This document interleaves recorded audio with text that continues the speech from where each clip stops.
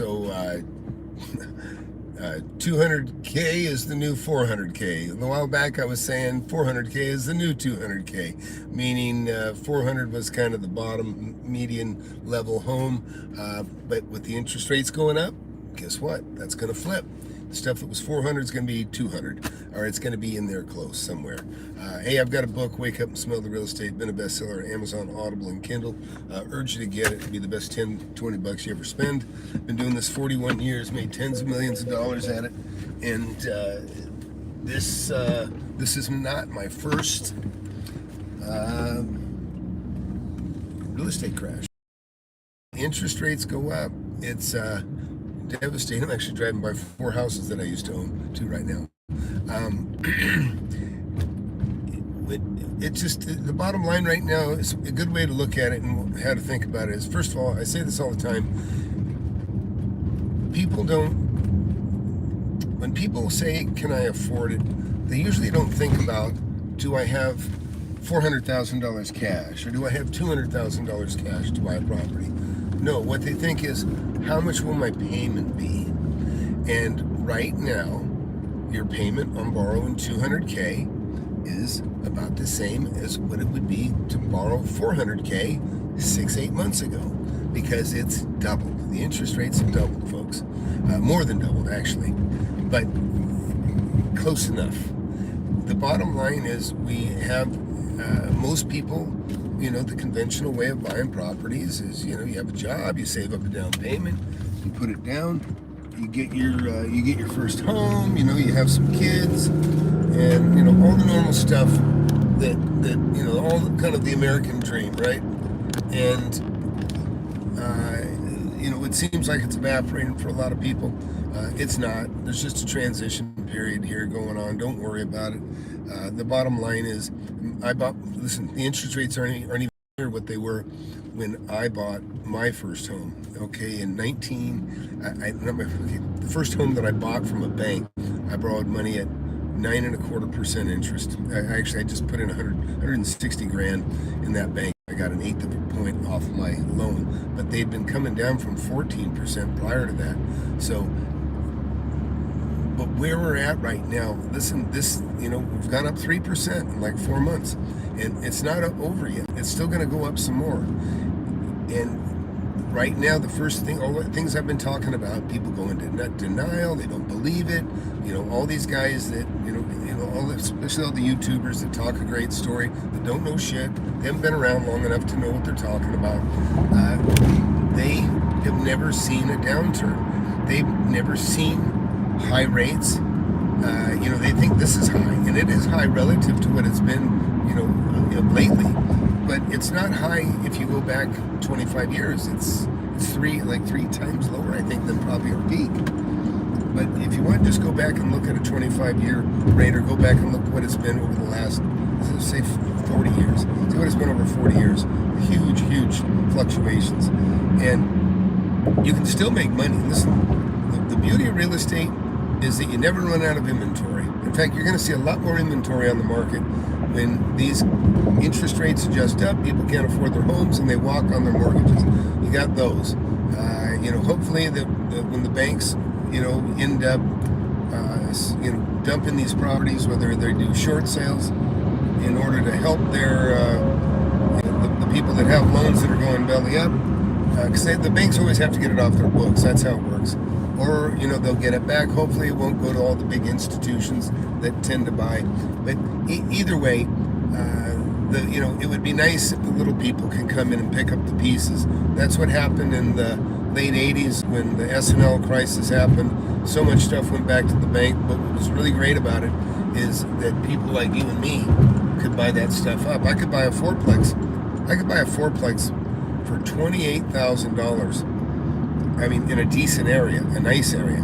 And if I promised to, or pledged to fix it up afterwards, they would give me my 25% back. If I agreed to buy new ranges and put in new carpet, like new, just spend a little money. That's the lunacy of government in how, they try to help and do things. They're so anxious to hand out your money, our money, taxpayer money, because it costs them nothing, and it makes them rich. That's why you see Nancy Pelosi and all these other people, go in, making $160,000 a year, and then they're worth, $100 million. That's what Pelosi's worth, like $100 million now. And she's not the only one. It's Democrats, it's Republicans. These guys cash in. That's why nobody rats on each other. Thieves, thieves got to stay together, and that's what our politicians are. They're like the scum of the world. But forget that. There's still ways to make money, and that's your hedge against, a corrupt and poorly run government is the ability to make money. You have to make money, and those opportunities are coming. But listen, if you're new to real estate, you've got to get some skills. Do not think for a second you can jump in. Don't let some young dumbass that doesn't know shit about real estate tell you how easy it is, unless they can actually demonstrate to you that they've done, I don't know, 50, 60 real estate deals over a period of, 10, 15 years. Because that's the kind of experience and guidance you need. You need somebody that has at least preceded a downturn and gotten through a downturn without losing everything. And I'm happy to say that the students in my class have made me extremely proud. I got many millionaires in my class, and I've only been teaching people in my mentorship for just a couple of years. And it's a wonderful thing. And I'll tell you something else that's pretty interesting. I was just looking at a house. I was kind of checking it out for a buddy. And I went in and I walked all through this house.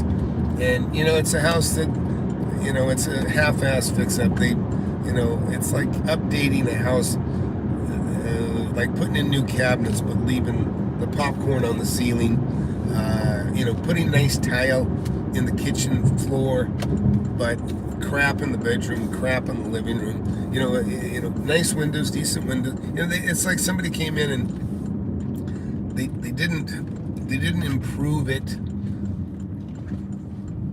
altogether. It's kind of like throwing in a brand new dishwasher and range in a garbage kitchen. Everything looks worse because your new appliances just made everything else in the kitchen look like hell. Hey, Liam, but this is funny. So on my way out, I'm getting a card and I'm talking to the two realtors there, and I got my back, to the door, and some guy comes in and goes, Tom McKay. And I turn around, I'm like, yeah? And I'm like, I don't know. He goes, Flip Anything USA. And I'm like, oh, great. He exposed me. Anyways, so it was interesting. Zach Williams, by the way, that's who that was, Zach Williams. And I'm not going to buy that house, Zach. I didn't tell him because he was on the phone, but I did text him. But anyways, I thought it was kind of funny. But the ladies are looking at me like, who is he? Anyways, like I say, I try to go unknown in my area, the areas that I buy in, and this is one part of my barbell where I am today. But anyways, good luck on that one, Zach. That thing needs a lot of work, and this thing has a koi pond in it that I'm like, how much is this going to cost me to rip out? If you can imagine a doughboy pool that's 2.5 feet tall, except it's not a doughboy pool, it's a concrete line thing. Yeah, it's no go. Nobody wants that damn thing. Yeah, and overall though, anyways, but that's the thing. House like that, bank ain't gonna like it. Somebody will finance it. But the bottom line is, you got to have something really good going for you. And right now, believe me, values are dropping like a rock. Take a look at Zillow. You can look at PropStream. Look at these other things. Things are sinking quick. And it's all about money. It's real simple. People, and that's why I say these young guys doing these, these funds. They've just led people into an early grave with their finances. It's a terrible thing, because in themselves too, to be honest. And I'm gonna park here in a sec, and I'll take questions anybody's got. So I'll park here in about 2 minutes. Give me a minute. But yeah, the bottom line is right now, and this is why a $200,000 home, when the interest rates are low, and then all of a sudden the economy gets good, and then demand goes up, supply gets short.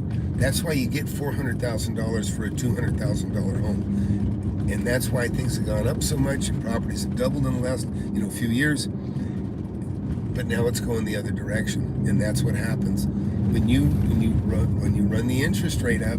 It's great for everybody that's got their home and is content sitting in what they got. That's fantastic. I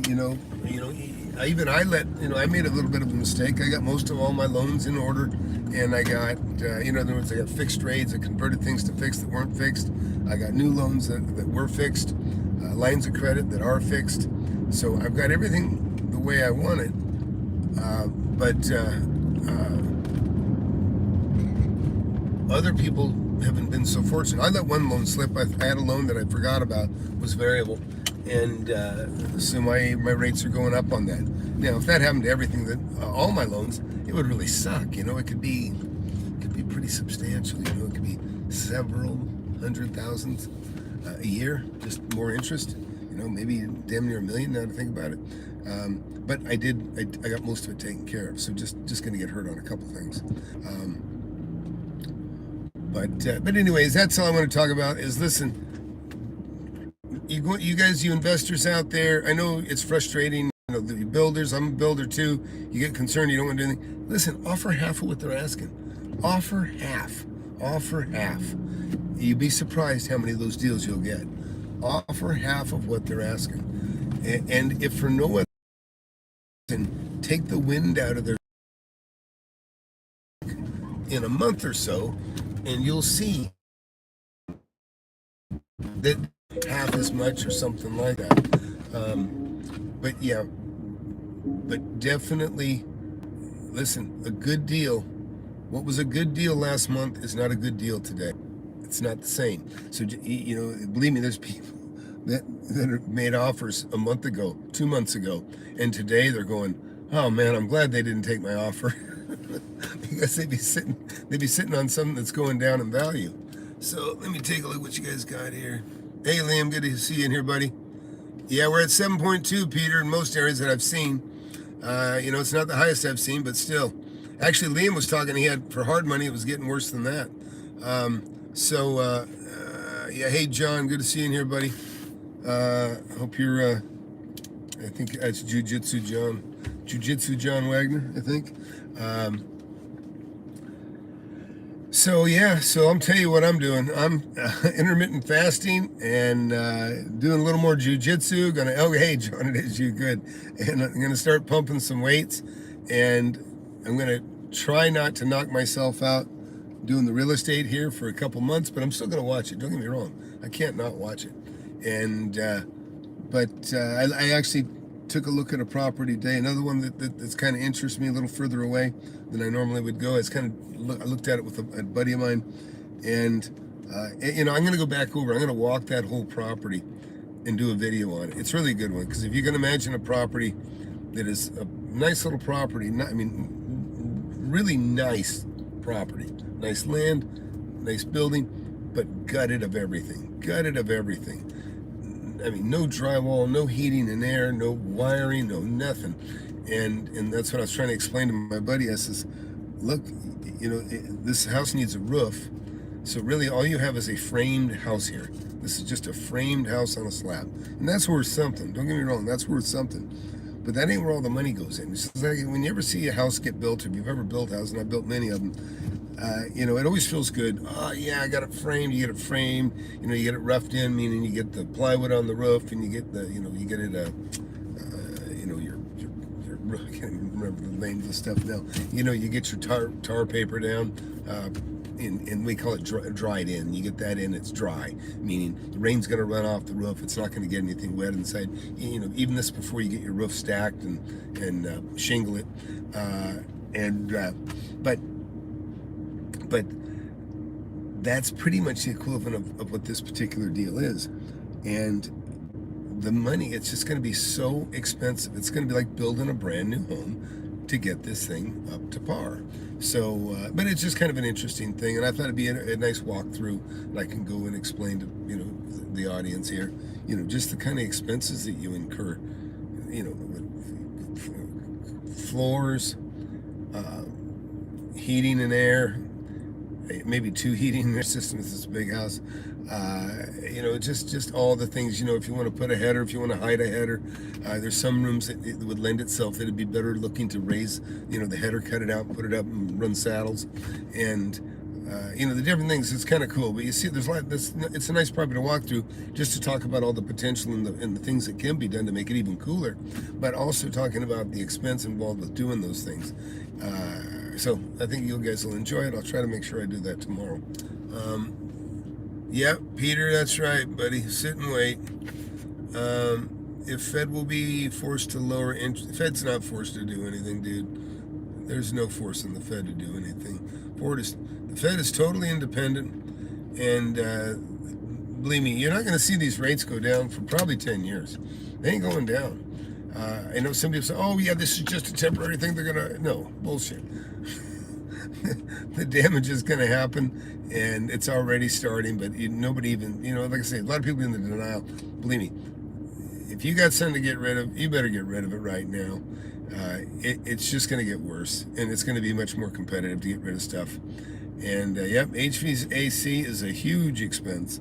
Right now, it's probably double what it used to be. Everything is a mess. And yeah, and here's the other. Yeah, Peter, listen, you're going to start seeing 40-year rates, and you might even see 50-year rates. When I was in real estate, when I bought my first properties and interest rates were, only like 10%, they had 50-year mortgages. It was like interest only. But again, it goes back to that mentality of, like I tell a good discipline for everybody, and I'm sharing this with everyone. Don't buy anything that doesn't pencil on a 20-year amortization. Don't buy anything that doesn't pencil, meaning if you can't cover the mortgage, maybe even make a little bit when you buy something, and this is like the worst case that I would accept. If it doesn't completely pencil, cover the mortgage, and maybe put a little money in your pocket for your down payment you put down on a loan, on a 20-year amortization loan, don't do it. Because here's the deal, and this is a way of testing if you're making a good investment right now. If you can buy something right now, paying the interest rate to pay right now, 7.2 for a house, let's say, or even commercial, just use both. If it can pencil at that rate, then you'll be okay. In other words, when things do correct, or even if they go up a little bit, you'll be locked in. But eventually, the main thing is it's got to pencil based on today's rates. This is what I tell everybody in my book. This is what I tell everybody in the mentorship, and this is why the people in my mentorship have been so successful, and why I've been so successful. I have good fundamentals and standards for making money, and part of that is I always pay less than it's worth, and everything's got a pencil. It has to make money and make sense. And if you don't follow those rules, you're screwed. You're becoming a speculator, and those are the guys that get burned and burn out and lose their ass. And I've been in a situation where I've bought a lot of land, and I flipped a lot of land, and where I had, maybe, this is when I was a younger man in my 20s, but I had like little over $10,000 a month coming in payments to me. I was like on top of the world, felt like a rock star. That'd be like having 30 come in. It was pretty good back then. And I'm going, great, this is awesome. Well, then the market starts to stumble. And now I can't sell some of the properties that I own for what I paid for them. And then the people that owe me money are starting to get late on their payment. And then pretty soon they're not sending in their payment at all. And next thing you know, I'm calling them up saying, hey, what are we doing? You know what, look, we can't make the payment. Some of them, if they were in a second position, meaning if I was carrying a second, I just say, most of them I just say, you know what, you've been paying me for X many years, I'm just going to let you go. I'm just going to go ahead and I'm going to deed the property back to you. I'm going to sign off on the note and call it even. That way you don't owe me anything, just pay on the first and you can keep it. Some of them couldn't even do that. And then I had to decide, do I want to take this property that I can take for, maybe they've already given me $10,000, $20,000. Do I want to accept this property back and take over the first. And I mean, I had properties that I sold for 30 that that I paid 10 for, and now do I want to take over the mortgage on 10? Do I want to take it back? No, because the market had cratered down, and it was worth, these are lots that are worth maybe 10 or 12, and I'm going to take it back for 10? No, because now it doesn't fit my criteria. In other words, I wouldn't even take back a property that I'm getting back for free that I just made 20 on. I wouldn't take it back unless there was a margin that I could resell it for that was significantly more than the note that I would be assuming. Now, there's stuff you learn in my class. There's some creative things we can do, and I've been very successful at even turning some things that look pretty dire into very lucrative deals. But the bottom line is, on the surface, everything you should be getting, everything 35% under market. And right now, when things are coming down as hard as they are, you should be offering no more than 50 cents on the dollar for stuff, because it's just not going to pencil otherwise. Especially if you're borrowing money, it's not going to make any sense. And even if you have all cash, you should hold the same criteria, because guess what? When you buy it, whoever you sell it to is more than likely going to rely on borrowed money, and they are going to be in the crunch, and they're not going to be able to deliver and give you what you want. And that's why it's such a mess. You look at most of the homes, like I say, there's the people that have the most money, the top 2%ers, right? Everybody else, below that, or just say below the top 10%, those guys are living check to check. Right now, they're worried about heating and eating, right? Heating and eating, staying warm and eating. That's the most important thing. It's survival, right? And so the people that put these funds together, buying a bunch of homes or buying, some crappy buildings, they're not going to be able to raise their rents. They're not going to be able to raise their rents, and they're going to lose tenants.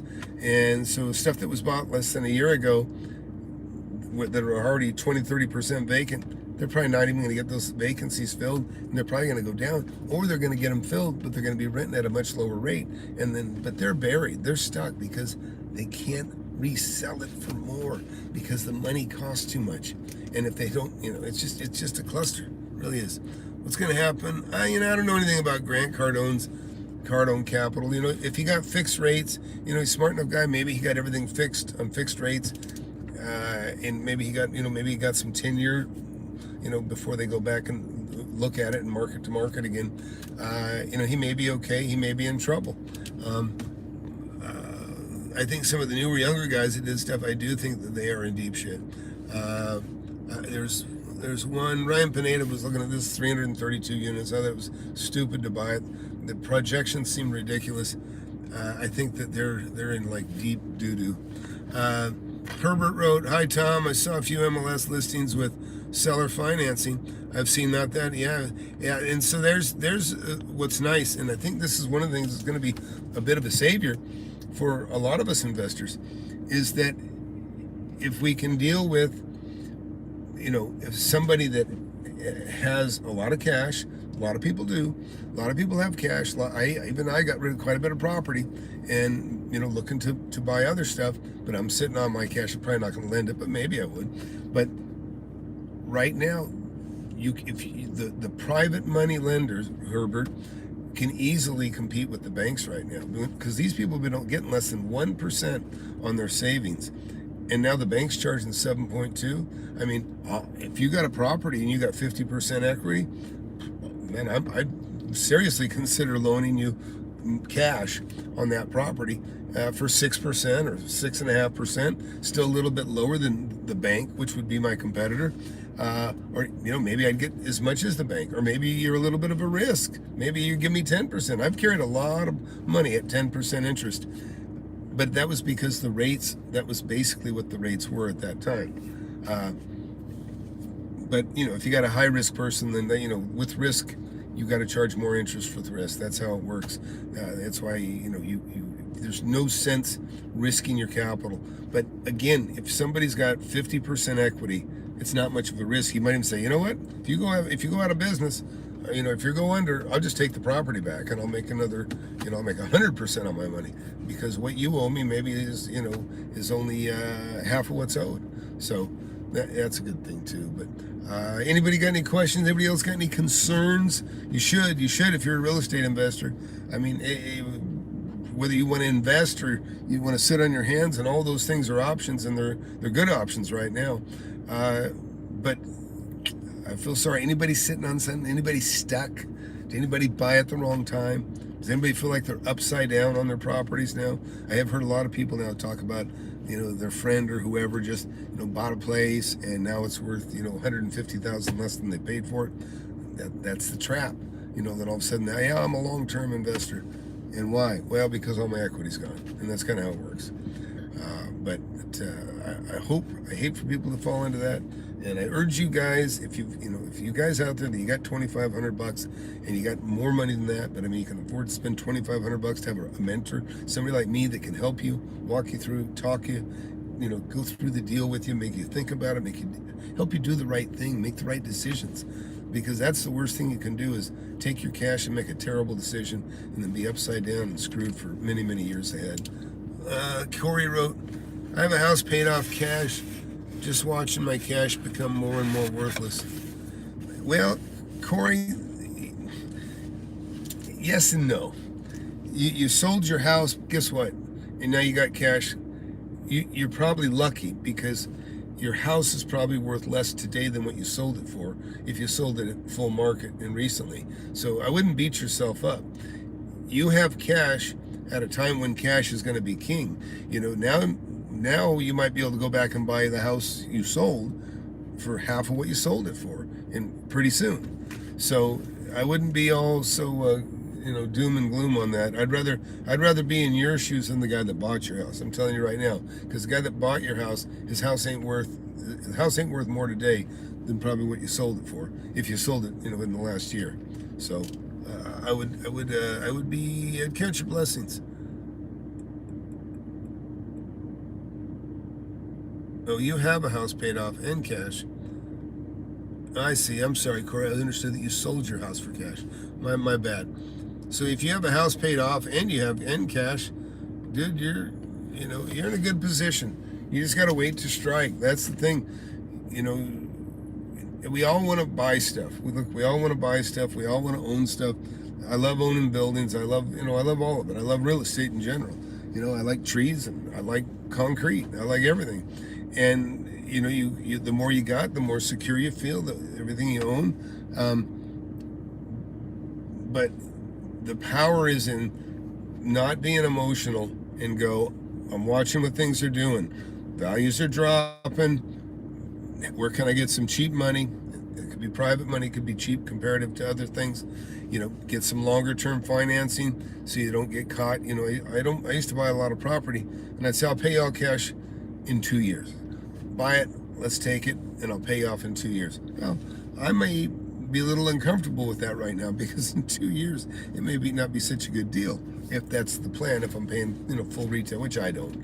But in general, anything that I could buy under market, when I buy something, I always buy under market, and the reason is because I can resell it quickly. But also, if you can buy something and get terms, get owner financed. I've done millions, tens of millions of dollars owner finance properties that I've owned and carried notes on, and that I've bought properties and had owner financing, and it's a wonderful thing. In fact, these times are going to create those opportunities. Like Herbert just said a little bit ago, he's seeing all these owner financing available.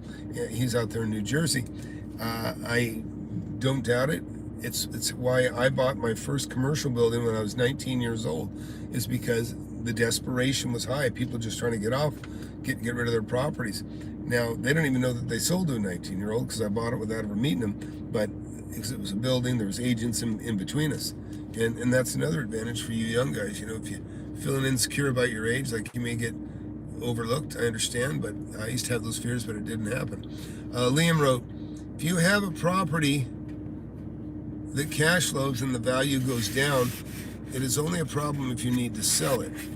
If cash flows and you can hold, I don't really see a problem. I agree with you.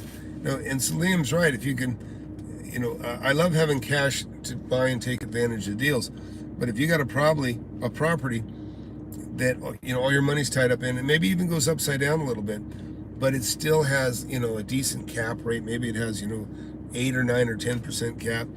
That's not a lot, but in relative, at a time when you want to watch the market crash, you want to be careful. You want to strike at the right deals or swing. That's what Warren Buffett would tell you.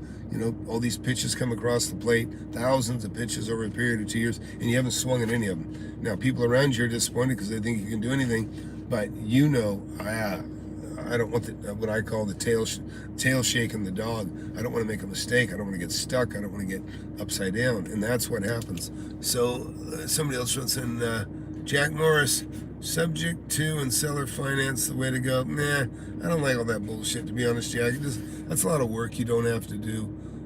You know, I'm just telling you, the wholesaling stuff that I've seen out there has not been very practical.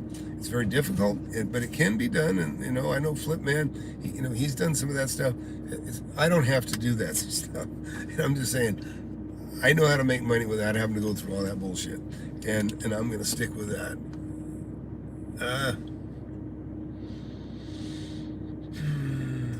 Yeah, bonds. Yeah, Pete, I'm not a bonds guy, but my stock is on my shelves, and I got no bonds. But yeah, anyways, hey, I wanted to, just chat a little bit. These are things that are on my mind right now. I'm looking at properties. I'm seeing the pain. I'm seeing the values drop. Property I just paid $300,000 for. Zillow shows it at 286. It's worth more than that because Zillow doesn't know everything, but it's a point of reference. But the bottom line is the property values are trending. Probably dropped 15% just since this last interest rate hike, and it's going to go down some more in the future. And that's why I say, if you bought something, you bought how I do, even if you bought yesterday, and you bought at 35% of the market, which is the way I buy, then you still have time. You can flip this thing, get rid of it, and still make a profit. Or at worst case, you can dump it and get your cash back. That's your hedge, is buying things right. And so, again, get this book when you get a chance, and hit that subscribe button. And a lot of great stuff coming up in the future. I urge you to get it. In the class, I got some cool stuff just for you guys that are in the mentorship, not out in the open public. But thanks, everyone. Please, again, subscribe, watch some of these other videos I've made, and give me some comments, give me your feedback. Thank you.